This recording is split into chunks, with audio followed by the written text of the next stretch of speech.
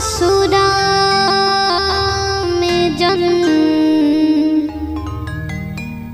भुला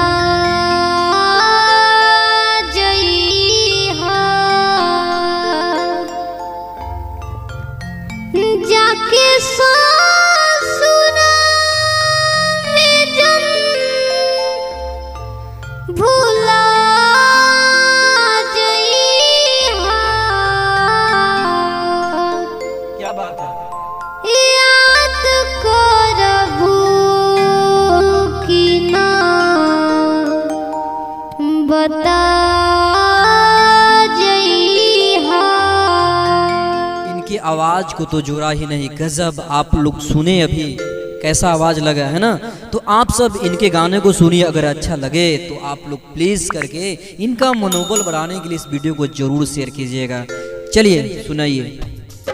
जाके ससुरा में जन भुला जइहा, जाके ससुरा में जन भुला जइहा, जाके ससुरा में जन भुला जइहा, जाके ससुरा में जन भुला जइहा।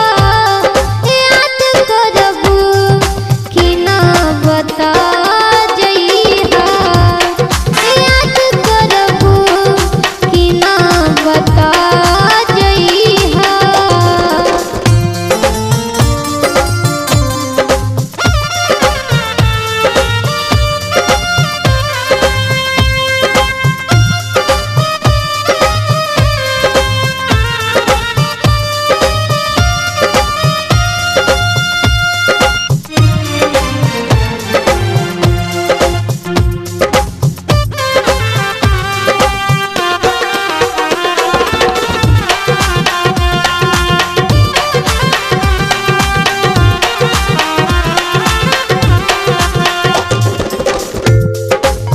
मिली हो जिंदगी के कोनो मोड़ पर,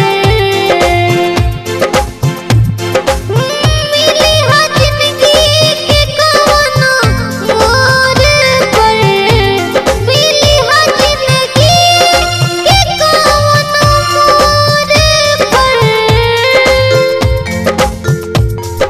देख के हम के ना लुका जइहा, देख के हम के ना लुका जइहा, जाके ससुरा में जन भुला जइहा।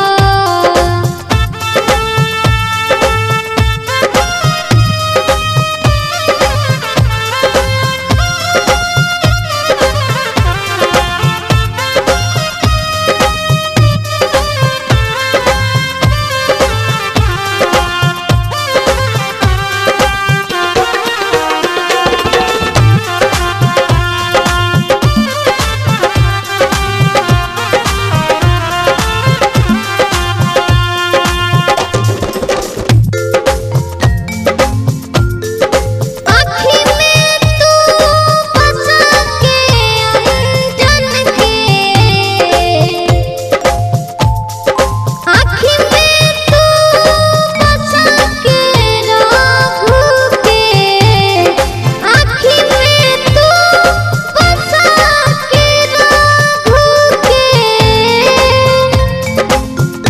मोना के जन भुला जइहा, मोना बिहारी के जन भुला जइहा, जाके ससुरा में जन भुला जइहा, जाके ससुरा में जन भुला जइहा, जाके ससुरा में जन भुला जइहा।